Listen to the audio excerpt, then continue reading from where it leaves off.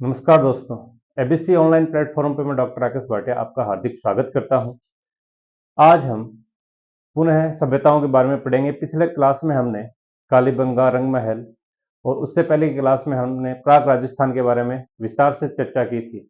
आज उसी क्रम में हम एक नई सभ्यता पढ़ेंगे जिसमें सबसे पहले आहट, उसके बाद गिलुंड और उसके बाद बालाथल, है ना, ये सभ्यताएं पढ़ेंगे। तो सबसे पहले स्टार्ट करते हैं आहट सभ्यता।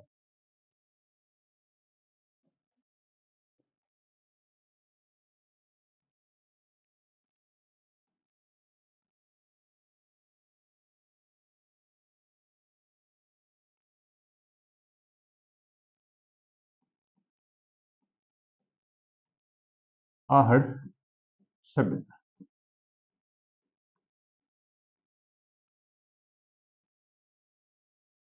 राजस्थान की सभ्यताओं में आहड़ का बहुत महत्वपूर्ण स्थान है।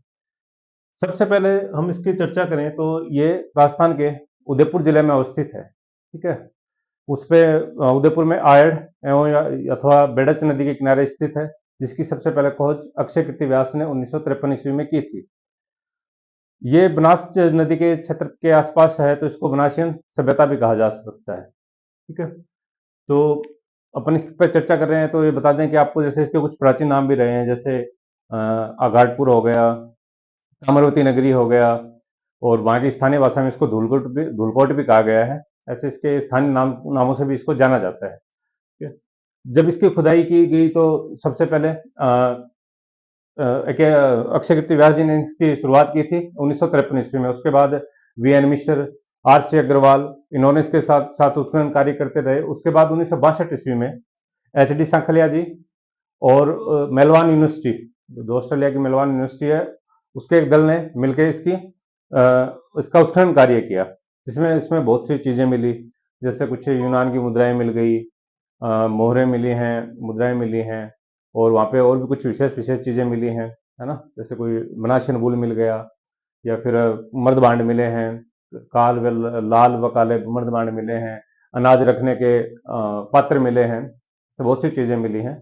तो थोड़ा सा अपन इस पर चर्चा करते हैं, थोड़ा सा इसके बारे में, आवास के बारे में बता देंगे, इसका कालक्रम क्या है इसके बारे में बताएंगे, ये सारी चीज़ें इस पर चर्चा करेंगे। तो मैं आता हूँ इस पर टॉपिक पे। तो सबसे पहले अपन इसका बता देते हैं कि ये अपने को पता होना चाहिए कहाँ पे है। तो ये उदयपुर में, उदयपुर जिले में स्थित है। ठीक है।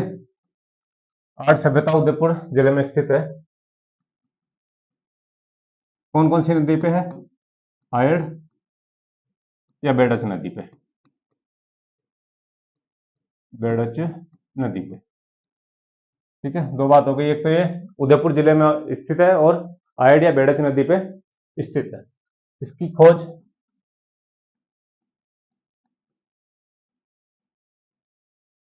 अक्षय कीर्ति व्यास,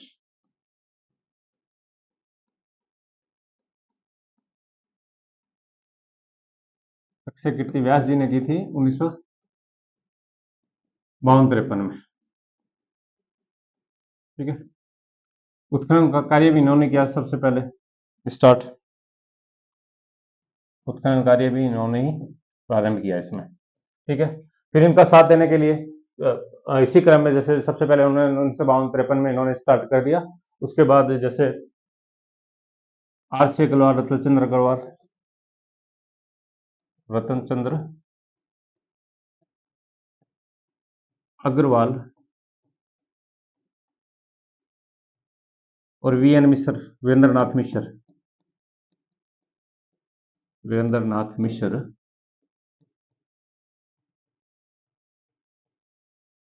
इन दोनों ने भी इनके साथ मिलकर उत्खनन कार्य किया। उसके बाद लगातार इसका उत्खनन कार्य चलता रहा। उत्खनन कार्य इसका इसका उत्खनन कार्य 8 चरणों में हुआ है, या 8 स्तर मिले हैं उत्खनन करने में। जब इसका उत्खनन हुआ तो बार खुदाई करते गए तो इसके 8 स्तर मिले। ये पूछा भी जा सकता है कि कितने स्तर पे उसकी खुदाई हुई है, तो 8 स्तर पे हुई है। ठीक है। तो 1952-53 में 1952-53 में क्या था कि आर सी अग्रवाल जी ने, अक्षय कीर्ति व्यास जी ने इसकी खोज कर दी थी, और बी एन मिश्र और आर सी अग्रवाल ने आगे उत्खनन कार्य जारी रखा। उसके बाद 1962 में एक नए व्यक्ति आते हैं, एच डी सांकलिया जी।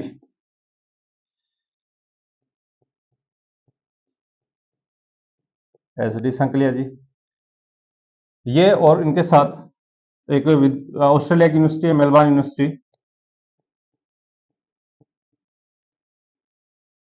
मेलबर्न यूनिवर्सिटी या विश्वविद्यालय,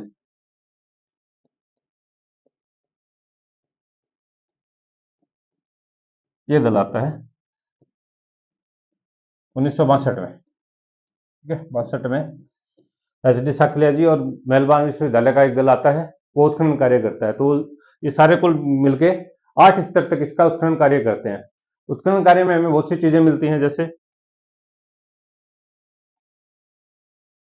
अपन बात करें तो वहां के आवास कैसे थे, जैसे आवास, तो आवास के बारे में मैं बता दूं आपको कि वहां पे जो आवास बने हुए थे वो पत्थर के, मिट्टी के, बांस से, और उसका फर्श वगैरह भी मिट्टी का डला होता था, ऐसे ये सारी चीजें होती थी। ठीक है, और जैसे एक मकान में 4-5 मकान मिल जाते थे, 4-5 चूल्हे मिले हैं, है ना, तो उससे अपन संयुक्त परिवार की बात भी कह सकते हैं, ये सब चीजें। तो जैसे मैं बताऊं आपको कि आवास, तो आवास में जैसे कोई भी मकान बनता है तो उसकी नींव, उसके बाद उसकी दीवारें और उसके बाद उसकी छत होती है। तो इसके जो मकान बनाए गए जाते थे उसमें अलग अलग चीजें काम में ली जाती थी, जैसे नींव है,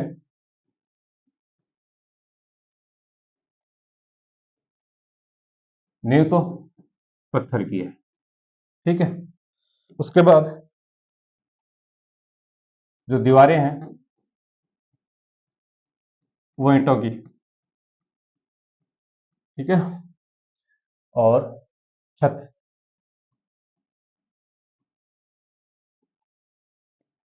छत बांस की बनी होती थी, बांस की बनी होती थी। ठीक है, और फिर फर्श देखें तो फर्श में मिट्टी का प्रयोग किया जाता था, फर्श में मिट्टी का प्रयोग किया जाता था। ये सब एक मकान में क्या क्या था, जैसे उसकी नींव है, नींव सबसे पहले मकान स्टार्ट किया जाता था तो सबसे पहले उसमें पत्थर डाले जाते थे तो जिससे मजबूती बनी रहे। उसके बाद ईंटों से उसकी दीवारें जो बनाई जाती थी, और छत बांस के छत में बांस का प्रयोग किया जाता था, और जो फर्श बनाने के लिए जो मिट्टी का प्रयोग किया जाता था उसको जमा दिया जाता था, जो इसमें थोड़ी मजबूती बनी रहे। उसके बाद अपन बात करें, ये तो हो गए इसके मकान। ठीक है, उसके बाद वहां पे घरों में 4 से 6 चूल्हे, चूल्हों के अवशेष मिले।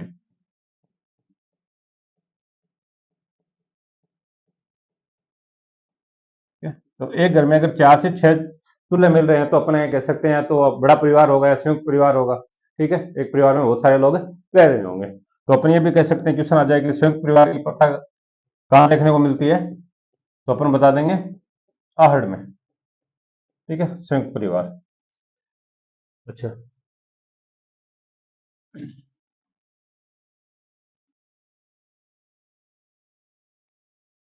अच्छा, कुछ इसके प्राचीन नाम भी रहे हैं आहड़ के। अपने खोज वगैरह की बात तो कर ली थी इसकी, है ना, आहड़। आहड़ का समय बता देते हैं पहले, तो समय क्या रहता है, समय, तो समय तो ऐसा कहा जाता है कि आज से लगभग 4000 वर्ष पहले ये सभ्यता अ, अस्तित्व में थी। ठीक है, तो वो जबकि कार्बन 14 पत्ती के अनुसार इसका काल क्रम है 1900 से 1900 ईसा पूर्व, 1900 ईसा पूर्व से 1200 ईसा पूर्व, ये इसका कार्बन 14 पत्ती के अनुसार, है ना, कार्बन 14 पत्ती के अनुसार इसका कालक्रम बताया गया है कि 1900 ईसा पूर्व से 1200 ईसा पूर्व। वैसे इसका अपन के बताएं कि भैया लगभग 4000 वर्ष पुरानी सभ्यता थी। ठीक है, अच्छा, जैसे इसके कुछ नाम बता रहा था मैं आपको, कुछ अन्य नाम है जैसे आर्ट के, पूछ लेते हैं एग्जाम्स में कि भैया किसका नाम है ना, तो जैसे एक तो इसको आगाटपुर कहते थे, आगाटपुर कहते थे, सामरवती कहते थे, और धूलकोट भी कहते थे इसको, जो वहाँ के स्थानीय लोग कहते थे धूलकोट को, स्थानीय भाषा में या स्थानीय लोग कहते थे। स्थानीय भाषा लिख देते हैं। चलो, स्थानीय भाषा में इसको धूलकोट कहा जाता था। तो ये इसके अन्य नाम हो गए। इसे एग्जाम में पूछ सकते हैं कि आगाटपुर कौन सा किसे कहा जाता है, या फिर ताम्रवती नगरी किसे कहा जाता है, या धूलकोट किसे कहा जाता है, ये नाम बोले जा सकते हैं। हमने इसमें इसका समय बता दिया, ठीक है, कौन सा समय। अच्छा, इसके बाद यहाँ पे सबसे फेमस बात इसकी ये रही है कि यहाँ पे खोज में कुछ जो उत्खनन कार्य में बहुत सी चीजें मिली हैं, जैसे वहाँ पे काले व लाल मर्द बांड मिले हैं, ठीक है। और वो मर्द बांडों का प्रयोग किया गया, अनाज रखने के लिए किया जाता था, है ना। उनको गोरे व काठे कहा जाता था। उसके बाद अगर अपन इसकी बात करें तो कुछ विदेशियों से भी इसके संपर्क है, जैसे 6 यूनानी मुद्राएं मिले हैं, 3 मोहरें मिली हैं, ऐसे, ठीक है। तो उन मोहरों में किसी एक पे तो जैसे त्रिशूल के साक्ष्य मिले हैं, दूसरे पे अपोलो, यूनानी देवता अपोलो के साक्ष्य मिले हैं, जिसमें उसको तीर और तरकस लेके दिखाया गया है। उस पे उसी यूनानी भाषा में कुछ लेख लिखा हुआ है ना, ऐसे, ठीक है। तो मर्दबांड, ठीक है। तो मर्दबांड मिले हैं यहाँ पे,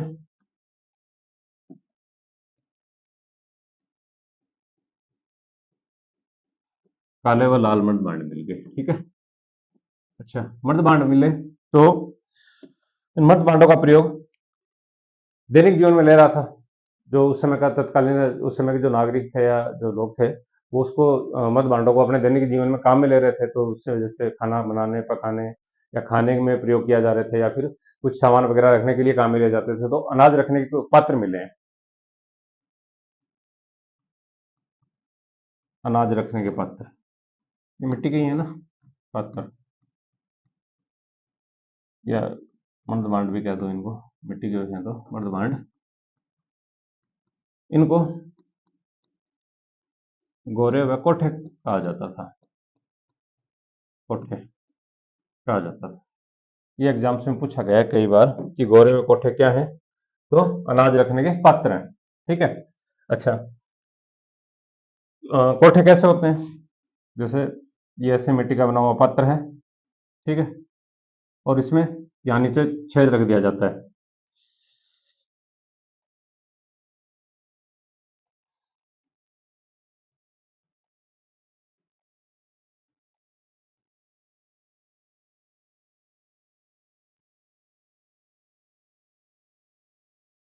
ठीक है, ये नीचे छेद रख देते थे, ऊपर से इसमें से अनाज डाल देते थे और यहाँ से निकालते रहते थे। ये यहाँ से अनाज बाहर आ जाता था, इसमें अनाज रख देते थे, ऊपर से डाल देते थे और इस यहाँ से निकालते रहते थे, ठीक है, ये बाहर निकालते रहते थे ऐसे। ये अभी भी कुछ साल आपको गांव में देखने को मिले, नहीं मिले, या फिर कहीं मिल भी जाए, वरना अभी भी गांव में आपको कोठे तो देखने को मिल जाते हैं, ठीक है। उसके बाद अपने यहाँ की बात करें, और क्या मिला है, सिंपल सी बात है, तो मुहरें मिली हैं, कहाँ की, यूनान की, यूनान की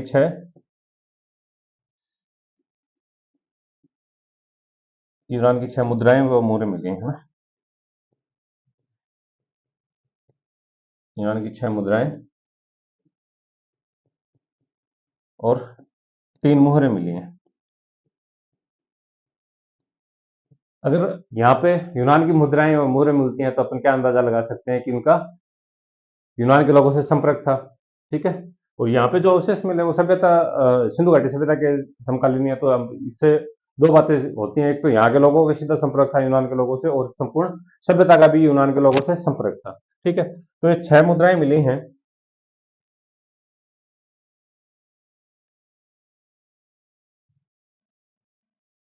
जैसे जो यूनान की 6 मुद्राएं मिली हैं,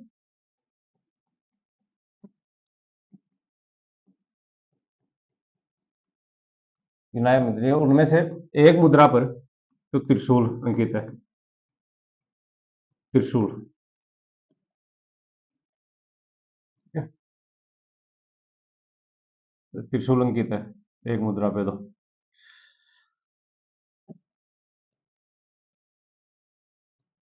एक मुद्रा पे यूनानी देवता अपोलो, यूनानी देवता अपोलो। ये एग्जाम्स में पूछा जा सकता है कि अपोलो की मूर्ति कहाँ मिली है, ठीक है, या अपोलो के चित्र वाले मुद्राएं कहाँ मिली हैं, तो अपन बता देंगे कि आहड़ में मिली हैं।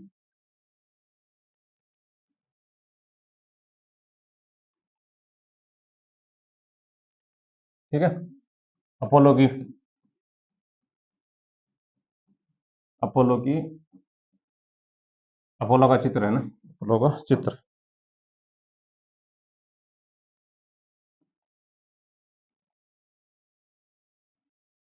अपोलो का चित्र है। उस चित्र के साथ साथ उसमें क्या मिला, एक तो उस देवता को तीर व तर्कस के साथ दिखाया गया है, तीर व तर्कस के साथ दिखाया गया है। ठीक है, तो ये बात होगी। अच्छा, तो क्या मिल गया, एक तो जैसे 6 यूनानी मुद्राएं और 3 मुहरें मिली, जिनमें से एक मुद्रा पे तो त्रिशूल की आकृति है और दूसरी पे अपोलो की है ना, और उस पे एक यूनानी लेख भी लिखा हुआ है, यूनानी लेख। ये चीज होगी।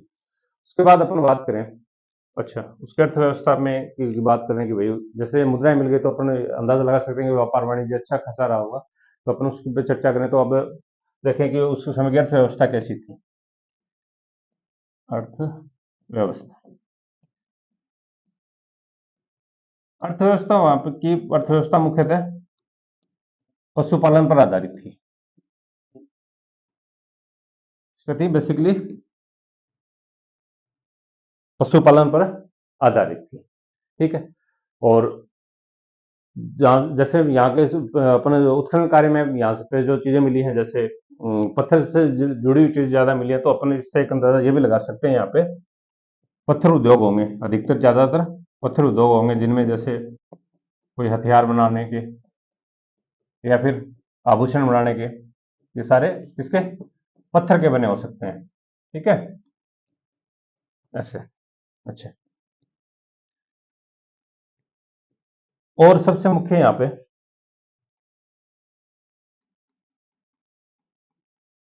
तांबा गलाने के साक्ष्य मिले, ये सबसे इंपॉर्टेंट बात है यहाँ पे, तांबा गलाने के साक्ष्य।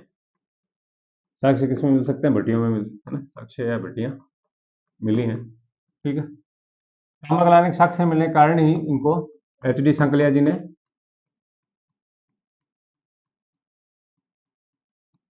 ताम्रवती नगरी की, ताम्रवती नगरी या ताम्र नगरी जो भी कहा, ये इन्होंने इसको नाम दिया, किसने, एच डी संकलिया जी। ठीक है, अगर ये सब चीजें मिली, जैसे तांबा गलाने की भट्टियां मिली हैं, तो उसके बाद तांबे से बनी हुई चीजें, बाकी चीजें मिलेंगी, तो जैसे तांबे की 6 कुल्हाड़ियां मिली हैं। ठीक है, ये भी आ सकता है, पूछा जा सकता है कि तांबे की कुल्हाड़ियां कहाँ पे मिली हैं, तो 6 तांबे की कुल्हाड़ियां मिली हैं। उसके अलावा अंगूठी, चूड़ी, चूड़ियां, ये भी तांबे की, ये तांबे की बनी हुई है। ठीक है, तो इसलिए इसका एक नाम भी पड़ा है ना, ताम्रवती नगरी या ताम्र नगरी, तो इसका नाम पड़ा है। अच्छा, इसके अलावा तांबे की ये चीजें मिल गई, उसके अलावा कुछ मूल्यवान पत्थरों के वो भी मिले हैं, साक्ष्य मूल्य, जैसे मूल्यवान पत्थर, जैसे स्फटिक हो गया, गोमेद हो गया, इन पत्थरों का प्रयोग वहां के निवासी आभूषण बनाने के लिए करते थे। ठीक है, स्फटिक का और गोमेद का प्रयोग आभूषण बनाने के लिए किया जाता था। ठीक है, और कुछ इन्हीं पत्थरों के ताबीज भी बनाए जाते थे, ताबीज भी बनाए जाते थे। ठीक है, तो अपने बताएं तो क्या क्या मिल गया, जैसे वापस एक बार चर्चा करें तो जैसे उसकी तांबा गलाने के साक्ष्य मिल गए हैं। ठीक है, वहाँ पे भट्टियां मिली हैं, 6 कुल्हाड़ियां मिल गई हैं, और तांबे के अंगूठे मिल गई और चूड़ियां मिल गई। ठीक है, कुछ स्पेटी के गोमेद, ये पत्थर मिल गए, और ताबीज के साक्ष्य भी मिल गए, जो कि पत्थर का बना होता था, उसके अलावा एक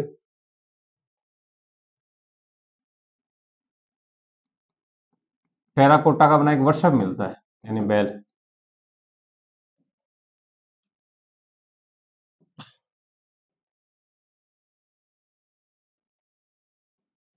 टेराकोटा का वर्षक या बैल मिला है, जिसे बनासियन बुल कहा जाता है।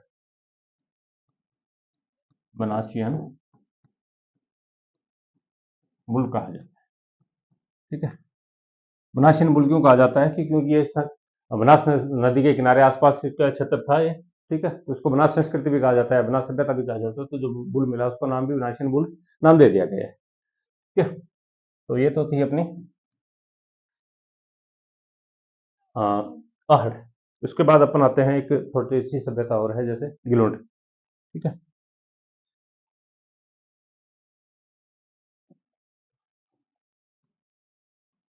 गिलोंड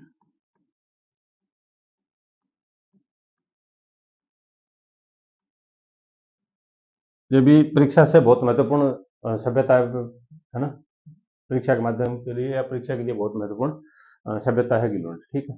तो गिलोंड की अपन चर्चा करें तो सबसे पहले ये तो राजस्थान के राजसमंद जिले में स्थित है, ठीक है। दूसरी बात है, ये बनास नदी के किनारे है, ठीक है। इसकी खोज इसका उत्खनन कार्य जैसे बीबी लाल जी ने और सिंधे जी ने, एक प्रोफेसर गेगरी पोसाल हुए हैं, उन्होंने किया है, ठीक है। अच्छा, ये बनास नदी किनारे दो टिले मिले हैं, जिन्हें मोडिया मगरी कहा जाता था, स्थानीय भाषा में मोडिया मगरी कहा जाता था। इस टाइप के दो टिले मिले हैं, ठीक है।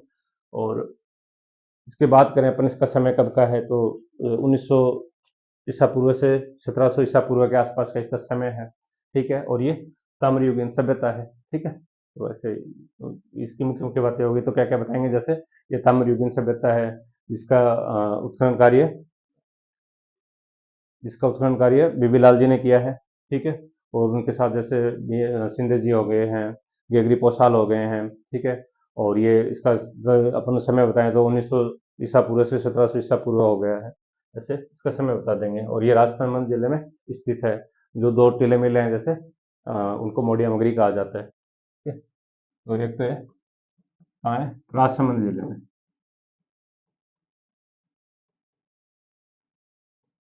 राजसमंद जिले में होगी, ठीक है। आगे बताते हैं अपन, ये कौन सी नदी के किनारे है, तो बनास नदी के, बनास नदी के किनारे दो टीले मिले हैं, दो टीले मिल गए, दो टीले मिले हैं, जिनको मोडिया मगरी कहा गया है। एक को मोडिया कह दिया गया और एक को मगरी कहा गया है। ये वहां की स्थानीय भाषा में कहा गया है, मोडिया मगरी,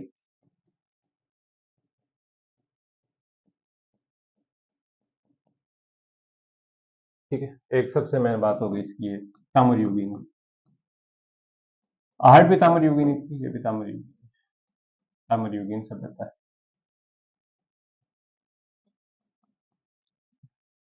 तो क्या क्या हो गया अभी तक, तो ताम्र युगीन सभ्यता हो गई।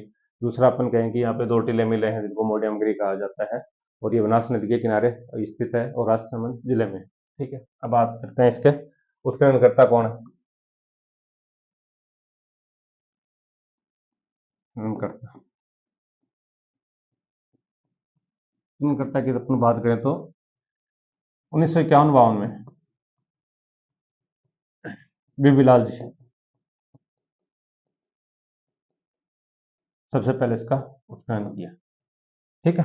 बीबी लाल जी ने इसका उत्खनन कार्य किया सबसे पहले। उसके बाद एक और आए प्रोफेसर वीएम सिंधे जी,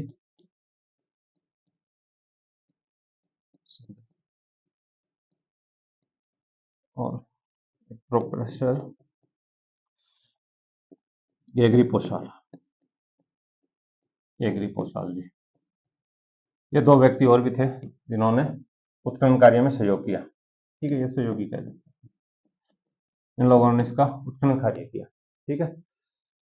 अच्छा, फिर एक इसका कालक्रम है ना, इसका कालक्रम समय, समय की बात करें तो अपन इसका समय है 1900 ईसा पूर्व से 1700 ईसा पूर्व बताया गया है।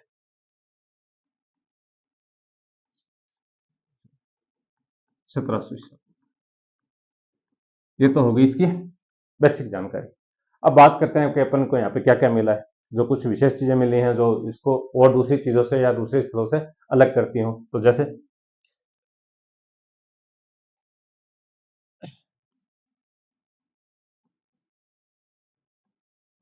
एक तो हाथी दांत के साक्ष्य मिलते हैं, इसके साक्ष्य मिलते हैं, हाथी दांत के साक्ष्य मिलते हैं। तो साक्ष्यों में मुख्य रूप से मिलते हैं जैसे हाथी दांत की चूड़ियां,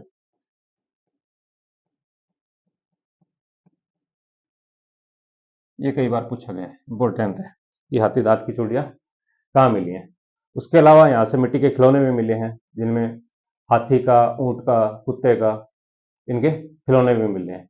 उसके अलावा यहाँ पे 5 प्रकार के मर्द भांड मिले हैं, जिनमें एक सादे हो गए, पॉलिशदार हो गए और भूरे हो गए और काले व चित्रित मर्द भांड हो गए। ये इसके कुछ विशेष चीजें मिली हैं। तो एक तो बता देंगे अपन हाथी दांत की चूड़ियां, दूसरा मिट्टी के खिलौने,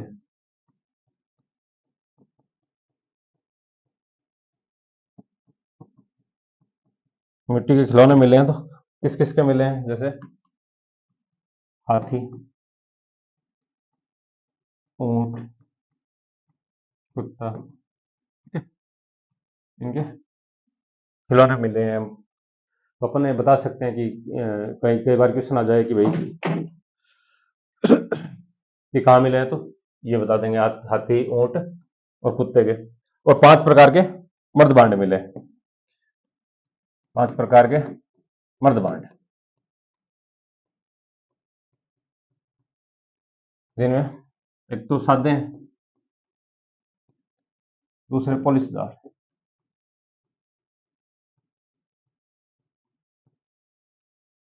तीसरे भूरे और फिर लाल व काले चित्रित मर्द भांड, चित्रित मर्द भांड।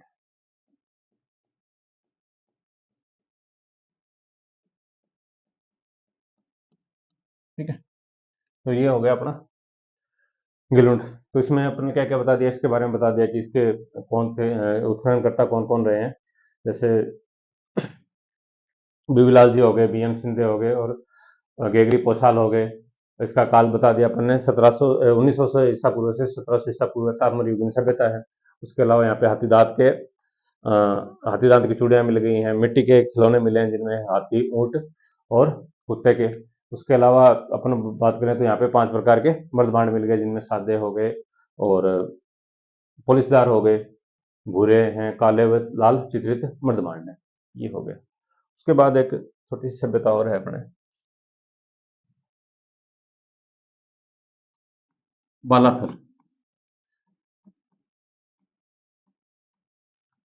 बाला बालाथल की बात करें तो सबसे पहले ये उदयपुर जिले के वल्लभनगर तहसील में स्थित, ठीक है।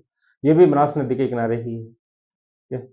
अच्छा, इसके खोज वीएन मिश्र ने की थी। सबसे पहले इसकी खोज वीएन मिश्र ने की थी। उसके बाद कई वर्षों तक उन्होंने सिर्फ खोज करके छोड़ दिया। उसके बाद इन्होंने 1992-93 में इसका उत्खनन कार्य प्रारंभ किया, ठीक है। मतलब उदयपुर के वल्लभनगर, वल्लभनगर में हो गया। और नदी बताएंगे तो अपन इसकी बनास नदी, बनास नदी बता दें, ठीक है।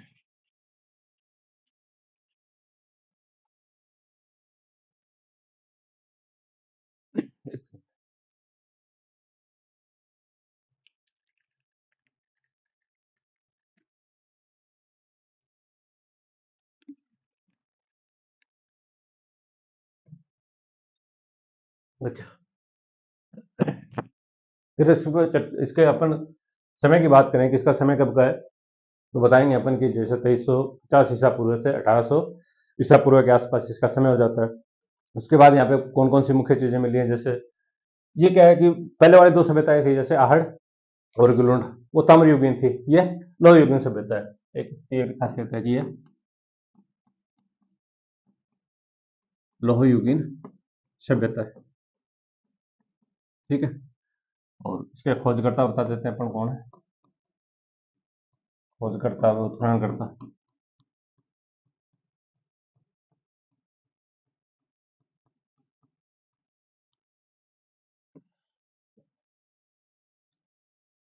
वीएन मिश्र जी है ना, वीरेंद्र नाथ मिश्र।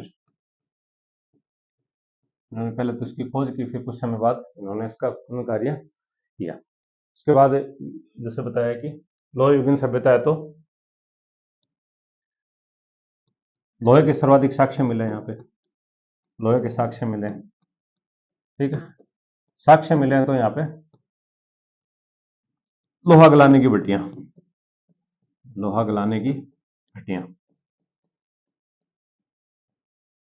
गलाने की भट्टियां मिली हैं। ये बहुत बार पूछा गया एग्जाम में कि लोहा गलाने की भट्टियों के साक्ष्य कहाँ मिलते हैं, तो अपन बता सकते हैं कि बालाथल में, ठीक है। 5 भट्टियां मिली हैं। कितनी मिली है? 5 भट्टियां। और क्या क्या मिला? अच्छा, एक तो लोहे का सर्वाधिक प्रयोग हो रहा है, या फिर यहाँ लोहे की भट्टियां मिल गई। उसके बाद अपन बात करें तो सबसे मुख्य बात है इस सभ्यता की कि यहाँ पर कुष्ठ रोग के साक्ष्य मिले। ये सबसे बड़ी बात है इसकी, कुष्ठ रोग के साक्ष्य मिले। ये भारत में भी सबसे प्राचीन है। कुष्ठ रोग के साक्ष्य कहाँ मिलते हैं, ये क्वेश्चन पूछा जा सकता है। भारत में कुष्ठ रोग के साक्ष्य, सबसे प्राचीन साक्ष्य कहाँ मिलते हैं, तो अपन बता देंगे कि बालाथल में मिलते हैं। और राजस्थान का पूछ ले तो बालाथल बता ही देंगे, ठीक है। उसके अलावा एक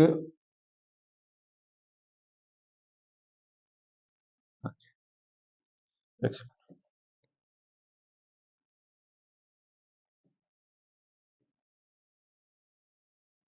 एक योगी मिला, योगी मुद्रा में शवादान के साक्ष्य भी मिले हैं। ये भी एक अलग बात है यहाँ पे, योगी मुद्रा में, ठीक है।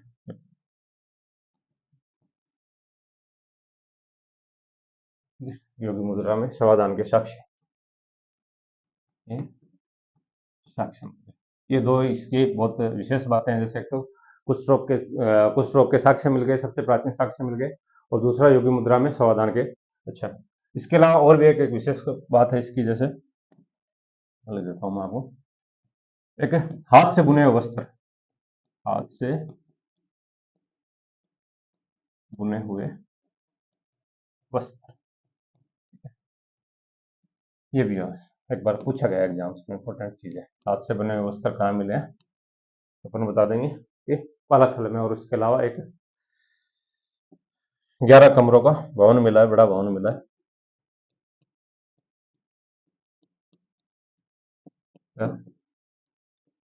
भवन, ठीक है। तो इससे 11 कमरों का बड़ा भवन है, तो या तो कोई किसी प्रतिनिधि का रहने के लिए, या किसी बड़ा घर होगा, या फिर कोई बड़ा संयुक्त परिवार रह रहा होगा।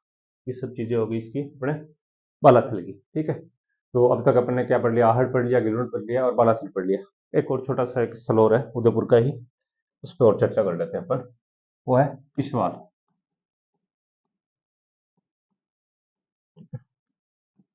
ये कहाँ है? उदयपुर में ही है, छोटा सा इसे, ठीक है। यहाँ पे क्या है कि एक इस सवाल में उदयपुर में प्राचीन उद्योगों के साक्ष्य मिले, तो इसको औद्योगिक नगरी भी कहा जा सकता है। इसका उत्खनन कार्य एक राजस्थान विद्यापीठ यूनिवर्सिटी है उदयपुर में, उसने किया है इसका उत्खनन कार्य, ठीक है। और उसने उत्खनन किया तो उसमें देखा है कि लगभग 2000 वर्ष तक ही वहाँ पे लोहे गलाने के साक्ष्य मिलते रहे हैं, ठीक है। ये उसके वहाँ की एक अच्छी क्वालिटी बताई कि रेगुलर 2000 साल से लोहा गलाने का कार्य वहाँ पे किया जा रहा था। उसके अलावा कुछ कुषाणकालीन सिक्के मिले हैं, एक ऊँट के दांत के साक्ष्य मिले हैं। ऐसे कुछ यहाँ से इंपॉर्टेंट चीजें मिली हैं। तो जैसे सबसे पहले तो ये कहाँ है, ऐसे ही पूछ लिया जाता है एग्जाम्स में, तो अपन बता देंगे कि उदयपुर में, ठीक है। अच्छा, इसके उत्खनन करता,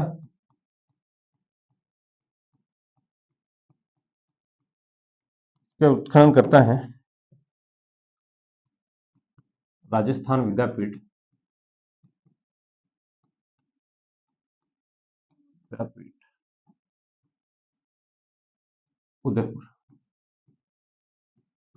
राजस्थान विद्यापीठ क्या एक डीम्ड यूनिवर्सिटी है जो डबोग में है ना, डबोग उदयपुर में ही है, वहां पे है।